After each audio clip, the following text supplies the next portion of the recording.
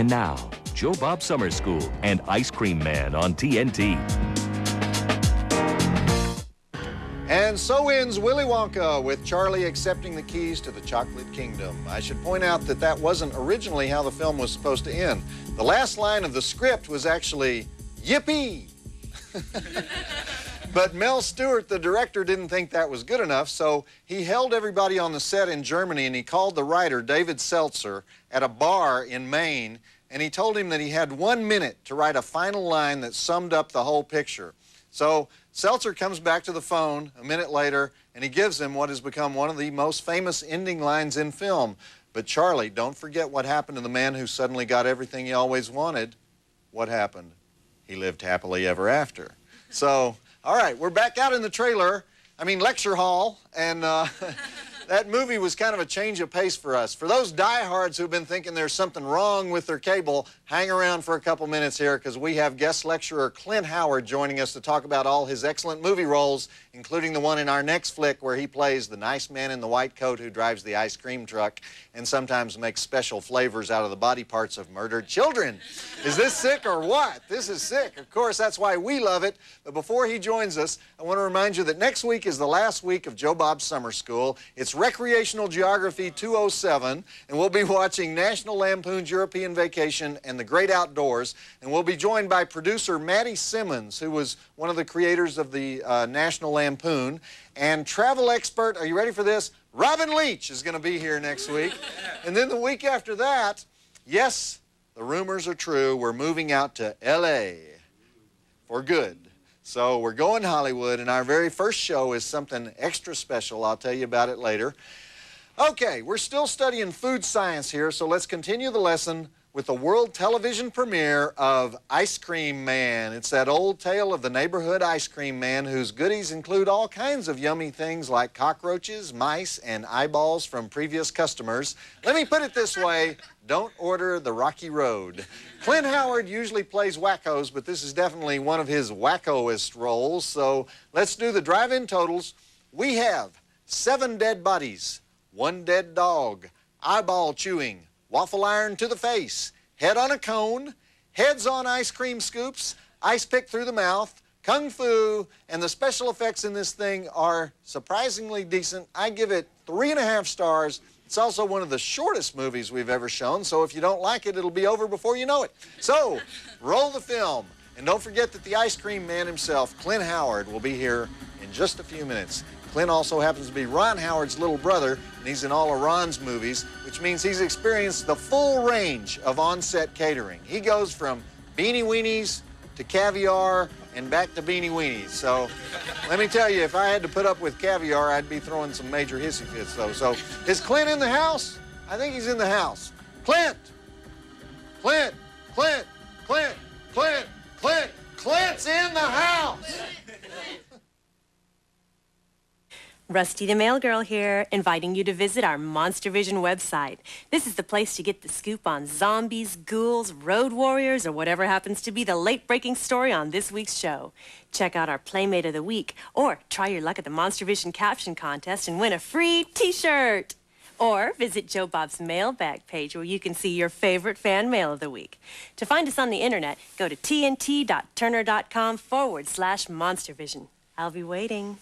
Visit the Monster Vision website at tnt.turner.com/monstervision. Back to Joe Bob Summer School and Ice Cream Man on TNT. This movie has quite the all-star cast. So far, we've got ex-first baseman Steve Garvey, David Naughton, the Dr. Pepper guy. Remember him? I'm a pepper, you're a pepper, he's a pepper, she's a pepper, whatever. And we'll talk about all of them later because we've got the star of the film right here. His work covers both the B-movie arena and big-budget extravaganzas. He started working when he was 2 years old. He starred in the TV series Gentle Ben when he was 7 years old. He's one of our favorites around here. Actor, all-around great guy, Clint Howard. Come on out here, Clint. Hey. Welcome to Joe Bob Summer School, Clint. Good to see you. Yeah, good to be here. Hey, guys. A lot of ice cream on the set while you were making this flick, right? Well, not really, Joe Bob. We had mashed potatoes more than ice cream. Really? Well, the ice cream would melt. Yeah. So the prop department, there was one guy, he figured out that mashed potatoes, the instant kind, you mix them up, you make it, you stick it on the cone, and the ice cream's good for days. Really? Not very tasty. Did people have to lick it and eat it? Well, we did have some hero ice cream. When we actually had the actual, eating shots, there was hero ice cream, but just the handling was all mashed potatoes. Okay. So you're the crazy ice cream man who witnessed his own ice cream man's death. What do you mean crazy? And you do that so well. That's what my wife says. And you ended up in a mental institution, and now you add cockroaches to the butter brickle. And let me ask you something. How do you prepare for a role like that? Or maybe you don't have to prepare at all. Well, you don't eat a lot of ice cream off the ice cream truck, that's for sure. No, there's a crazy part of me that's right there. We've seen it many times. Yes. And it doesn't take too much for me to bring it out. And in fact, really my only preparation for this gig was the director, Norman, wanted me to have a gravelly voice. So as I was driving to work, I would roll the windows up and scream at the top of my lungs for the 20 minutes that it took for me to get to the location. So by the time I got to the location, I was talking like that, and I couldn't help it. So you on the freeways of L.A. screaming? Like everybody else. I know that, I hear that you're known for doing something pretty wacky on the way home from work, too. What did you do?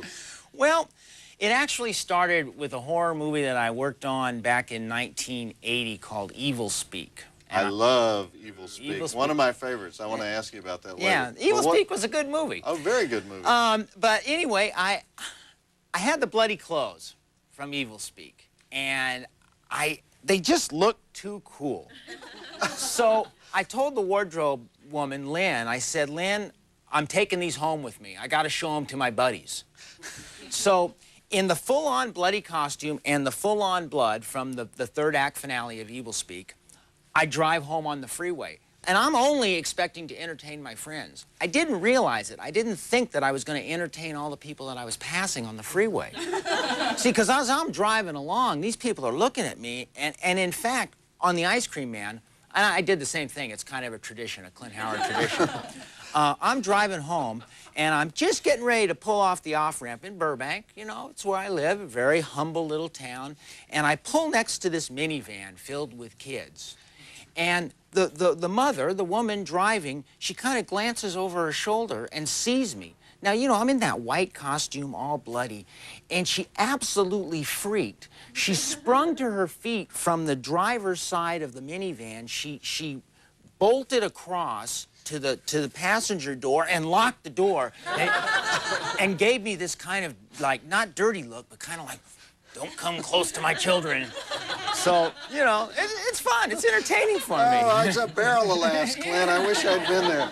Maybe that answers my next question, which is, why do you think you get cast to play so many wackos? I don't know, Joe Bob. I don't know. It's just something I can do. Well, it's like your brother gets cast to play the most white bread characters in the history of the world, and you get cast to play the opposite. Well, I'll tell you what. George Wendt put it really well. We worked on Gung Ho together, George and I. And George looked at me one day and said, "You're the brother from another planet." Okay, well, let's get back to the world television premiere of Ice Cream Man, starring our guest, Clint Howard. Roll it. So, in other words, you screamed for ice cream, right? I scream, you scream, we all scream for the Ice Cream Man. I can't believe they didn't have that in the movie. Think you're funnier than Joe Bob? Who isn't, right?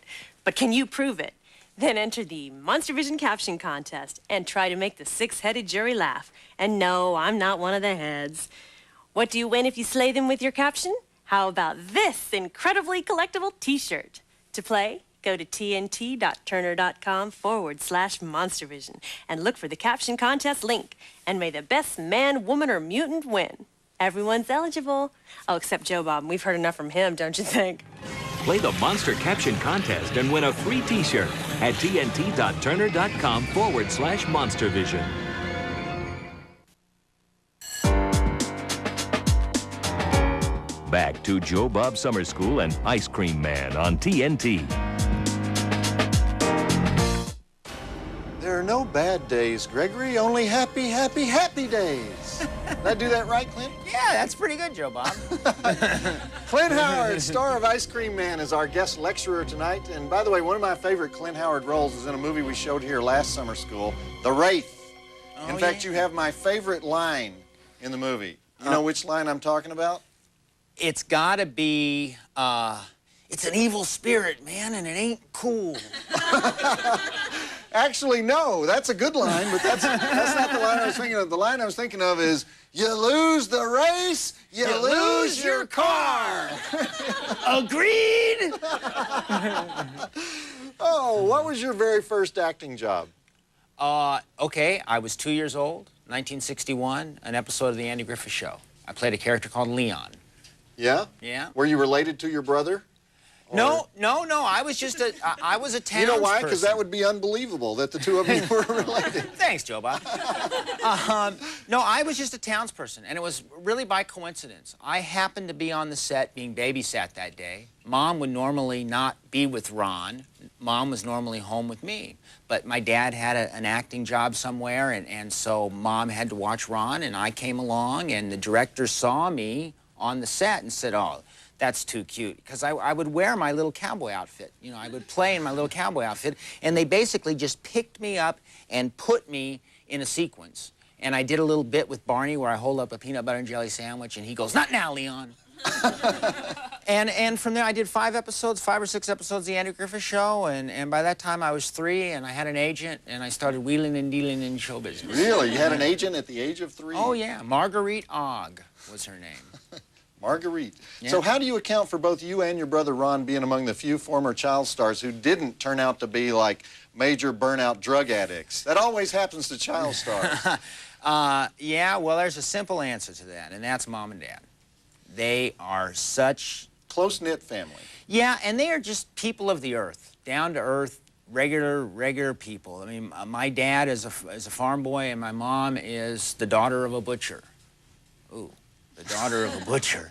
Yeah, that does explain a lot about you. Yeah, no, but you know what? They did, and they still do, bring a sensibility to life, and especially early on when Ron and I were in the business and impressionable. They just, you know, they grounded us with the simple fact that what we do is a job. Our friends had jobs, paper routes. I had a buddy who worked at his parents' restaurant, and it was the same thing. You know, and just because we were in the public eye a little bit more than the guy delivering the papers, it was the same. So, you know, my dad, and still does, stresses it's all about the work. Yeah? Yeah. Does Ron really dig these really quirky, weird movies that you do? Yeah. Yes, he does. I'll tell you, you know, he makes big studio, high-budget movies now. And God love him for it, because he hires me and he pays me really well. But when I do work on something like The Ice Cream Man, or I'm working on a little tiny family comedy right now called Ping, that he calls me and he wants all the gory details about how low a budget can be. Really? Oh, yeah. Because, you know, we can shoot a movie for what it costs them to feed the crew for a couple of weeks. Yeah. Yeah. So he really enjoys hearing not necessarily about how the quality of the movie is, but how the director's actually getting the shots and getting the day's work done. So, and he applies this somehow to his own work, or no, he's just interested? No, he's just interested, you know, because his first movie was a Roger Corman movie. His first directing job Eat My Dust, right? No, he acted in Grand Theft Auto. Yes, he acted in Eat My Dust to get to direct Grand Theft Auto for I Roger. see. And Roger told him, Ron, if you do a good job for me, you'll never have to work for me again. Yeah. And That's Roger's philosophy. Roger thinks that if you make more than 2 movies for him, you're probably no good. Right? yeah. Okay, well, the Ice Cream Man has kidnapped Small Paul, so let's get back to the movie. And Cooper Smith, we have to talk about the role you did that's even creepier than this one, because Cooper Smith in Evil Speak. We got to talk about that later. I love Cooper Smith. Joe Bob, I saw this movie in 1984, and it had a girl in it, and she's sitting by this tree. What movie was that? People, we have got to have more information than that when you're submitting something for the Find That Flick contest. Now, normally, if you give me a plot description, I will know the title of the movie you're trying to remember. But if I can't answer it, hundreds of my fellow drive-in mutants can, because I got fans that watch 32 movies a day. They never leave their apartments. So to find out how to play and all the free junk you can win, visit the MonsterVision website at tnt.turner.com/MonsterVision and look for the Find That Flick contest. Joe Bob, I saw this movie with a talking bear in it and Morgan Fairchild naked. See, that's a description I can work with. Visit the MonsterVision website at tnt.turner.com/MonsterVision. Back to Joe Bob Summer School and Ice Cream Man on TNT. The old hide in the bottom of the shopping cart trick. The ice cream man can be a little bit blind in some of these scenes, can he? Well, you know, plot point. Sandal Bergman as the mom who makes her kid do the grocery shopping. David Warner as the out-to-lunch preacher. Jan Michael Vincent and Lee Majors II as the incompetent cops. Great cast for such a low-budget movie. Olivia Hussey. Olivia Hussey. Juliet. Man, she did, that was my favorite. I was really looking forward to meeting with and working with Olivia Hussey. All right, well, we're here with the star of the film, Clint Howard, the ice cream man himself. And Clint, did I hear something about this movie being financed by... Porno. Porno money. Yeah, I think that's public record now. I wasn't there to watch the checks get signed and everything, but my understanding was it was made by people that made and distributed blue movies. Okay, well, it happens, and it has a little of that quality about it, you know, which can help sometimes. If you look real close in some of the background shots, in some of the very bit players, and if you're a fan of the pornographic film industry, you will see some characters in there that you will recognize. Oh, really? Yeah. Makes it all the more interesting. Yeah. What do you think? Keep your eyes peeled. You won't recognize them with their clothes on, though, probably, will you? Exactly. What do you think about the final version of the film, personally? Well, you know, we did not set out to make Dr. Zhivago. You know, no. We had our tongue firmly planted in our cheek when we made the thing. It's got some flaws, but you know, it works pretty well. And I'll tell you what, even to this day, it's been, what, 6 or 7 years now? I was in a Taco Bell the other day, and this kid, about 25 years old, he's serving me tacos, you know, he looks at me in the eye and he goes, "You're the ice cream man." You know, now I don't get it a lot. Yeah. But it's amazing how, you know, the picture sticks. Okay, the occasional taco guy, but the picture's kind of a big mess, you know, Yeah. a big mess of butter brickle. And Yeah. is butter brickle a real flavor? That was created for the movie, Yeah, right? I think somehow Norman, the director, got it in his mind. I don't know, maybe it's some sexual thing, butter. But I heard this movie killed at the Clint Howard Film Festival in Chicago, though. They had a Clint Howard Film Festival, right? Yes, a couple years ago there was the first annual Clint Howard Film Festival, and they're waiting for the second Clint Howard Film Festival if they never get me to get there, you know. But we showed Rock and Roll High School, Evil Speak, and had the world premiere on a big movie theater screen of Ice Cream Man, and the crowd loved it. Now, giving away free beer probably didn't hurt. Okay. They handed everybody a plastic cup, and they came in and they had an open keg situation, and by the time they showed Ice Cream Man, everybody was just 3 sheets to the wind. And they loved Ice Cream Man. Well, you know, I know that the reason they would have a Clint Howard Film Festival has a lot to do with the work you did for the legendary B-movie producer Roger Corman, who we mentioned before, because you've made, I believe, 13 movies for Roger, yeah, including, you mentioned Rock and Roll High School, Carnosaur, you were in that. The 2 movies that your brother did, Eat My Dust and Grand Theft Auto. Yeah. I was in one of his art house films, I Never Promised You a Rose Garden. Really? Kathleen Quinlan got nominated for an Academy Award on a Roger Corman movie. Well, what was it like working out of the infamous Corman Studios? Oh, boy. Well, how can I describe it? Well, I'll tell you, they have a little soundstage down in Venice, California, where It's actually a lumber yard. it has a tin roof. Yeah. Now, you know a little bit about the movie business. You just don't film in a tin roof, because when it rains, it sounds like you're getting shot at.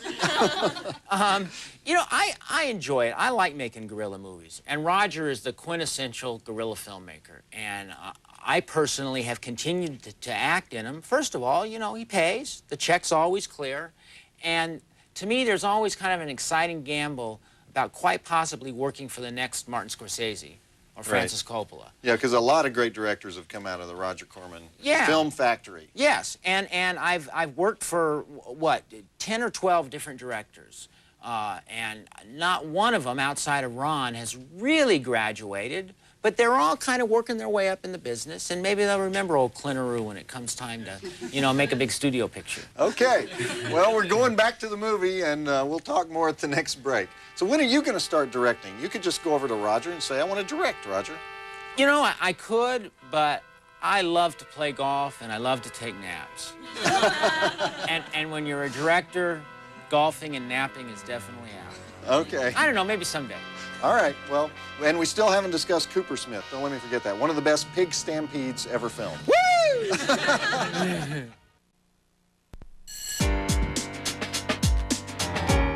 Back to Joe Bob Summer School and Ice Cream Man on TNT.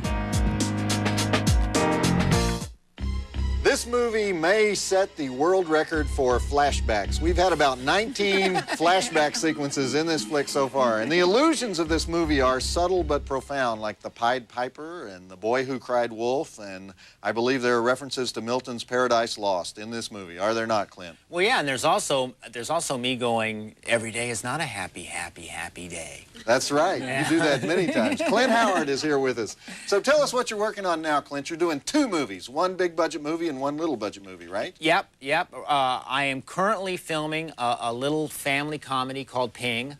It's a dog. It's kind of like Home Alone, but instead of a boy, instead of Macaulay Culkin, it's a little kind of half Chihuahua running around. The Chihuahua's the star. Yeah, well, Judge Reinhold and I hopefully get credit above the star, above Ping, but it's Judge Reinhold and I and Shirley Jones and this little dog. And I'm shooting that as we speak, virtually. And then in a few weeks, I'm going to start to work on Ron's next movie, which is How the Grinch Stole Christmas. Oh, Jim great. Carrey playing the Grinch. Yeah. Wild and woolly. It should be pretty wild. I'm going to have 2 to 2.5 hours in the makeup chair every day, being made up to look like... Are you the Grinch? No. I'm a citizen of Whoville. I am the mayor's sycophant. My name is Hubris. Okay. That will be fun. Yeah. A lot of people don't realize what hard work it is making a horror flick, you know? Because, I mean, what was it like making Evil Speak, for example? Because just in that flick alone, you had heads twisted around until they're backwards. You had naked girls attacked by maniac pigs. You had this guy who gets impaled on a torture rack, nails that fly out of a cross and kill the chaplain by popping open his brain, guy who gets sliced all the way down the middle with a broadsword, a lot of hacked off heads, a man who gets his heart ripped out of his chest while it's still beating, a lot of other stuff that I can't even mention on TNT, right? So you can tell I've seen the film, right, Clint? God, that was a good picture. You know, those things are all really fun to do. That's the bonus time. You know, usually just the day-to-day grind, the schedule. I had a 22-hour day on the set of Evil Speak, which is, you know, you do something for 22 hours unless it's making love. It's, you know, it's difficult. Even making love for 22 hours would be pretty difficult. What's the grossest way you've ever died on screen? Oh, boy. Because we got fans who live for that kind of stuff. You don't want to meet the fans, but we got them. Well, I got sliced up, like I got gutted in a movie called Silent Night, Deadly Night Part 4, and then these big cockroach larvae, these big things about yay big, started kind of climbing in and out of me, and so I think the cockroach larva kind of did me in. Also, in ticks, was pretty classic. Oh, being ticks, infested, we've had that on the show, yeah. being infested by a tick the size of a softball and having it explode out the side of my face, that's kind of, it's kind of an interesting way to go. That's a good, you don't really get to do that in Ron's movies, do you? No, guy, you know, I don't think I've ever died in one of Ron's pictures. I'll have to talk to him about that. All right, let's get back to the kiddie horror comedy Ice Cream Man. Roll it. I've always been wary about Ice Cream Men myself. You know, it's a brilliant idea for a horror movie because some strange guy drives around neighborhoods in a beat-up old van with that crazy tinkling song. Yeah. And the freezer. You could easily jam a couple of kids in the freezer. Exactly. Yeah. And the moms just go out there and hand the money over. Sure, sonny, you just run out there. Yeah. Do they have ice cream? They don't have Ice Cream Man licenses or anything, do they? And just the music is creepy. That should be a tip-off. Well, there right? you go. We had the crustiest little ice cream man when he must have been about 80 years old. His name was Marty the ice cream man in my neighborhood growing up. And kids used to jump on the back of the ice cream truck, you know, and drive along, and Marty would stop and get out, and the kids would run away, and he would curse at the kids, and the kids would curse at Marty. It was, you know, a fun-filled neighborhood. So you had some research to work with on this role. Yeah, a little bit. Okay, you screwed up again, didn't you? It's your 5th year in junior college. Your life has no possibility of improving. Not true if you attend yet another session of Joe Bob Summer School. 9 brain-expanding Saturday nights, good for actual credit at Southern Arizona State Community College at Ajo. But you need to enroll your hiney. To register, you got to go to the summer school website and get a syllabus. Plus, you'll be able to see who some of our guest lecturers are this summer. And you'll also get a sneak peek at a few of the final exam questions. And you can even include yourself in our summer yearbook, listing your worst subject and favorite hobbies. The internet address for Joe Bob Summer School is tnt.turner.com/summer school. That doesn't mean you can skip the dang class. Of course, even academic probation is fun at Joe Bob Summer School, Saturday nights on Turner National Technical Institute. Visit Joe Bob Summer School at tnt.turner.com/summer school.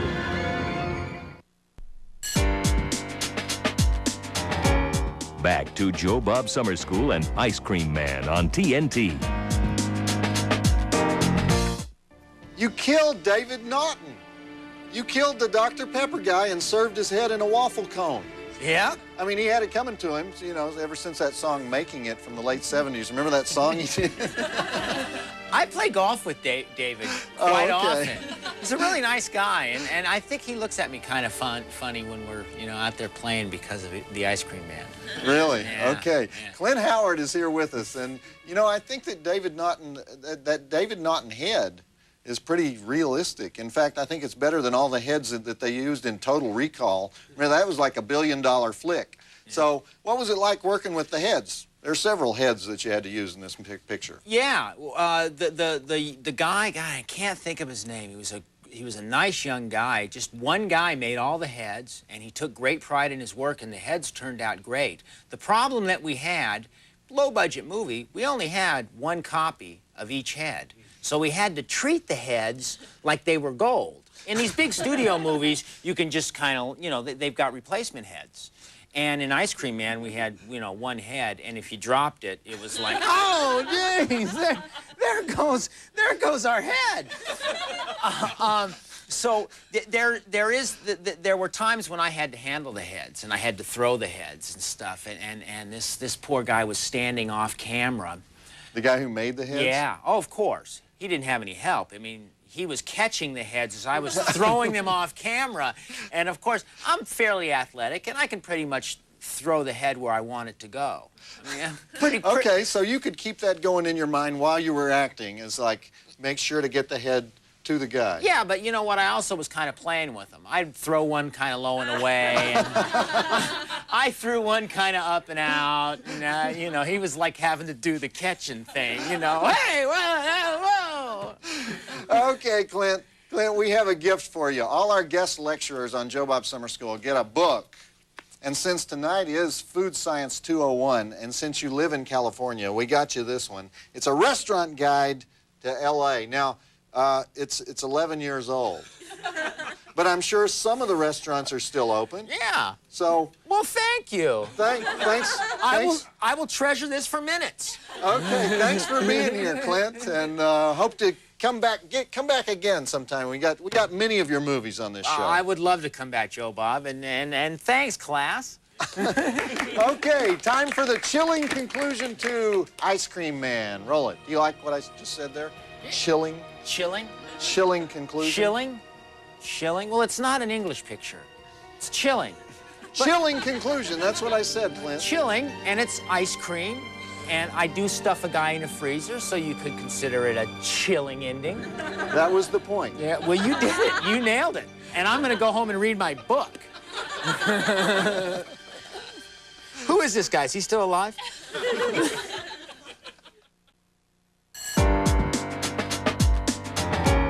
Back to Joe Bob Summer School and Ice Cream Man on TNT.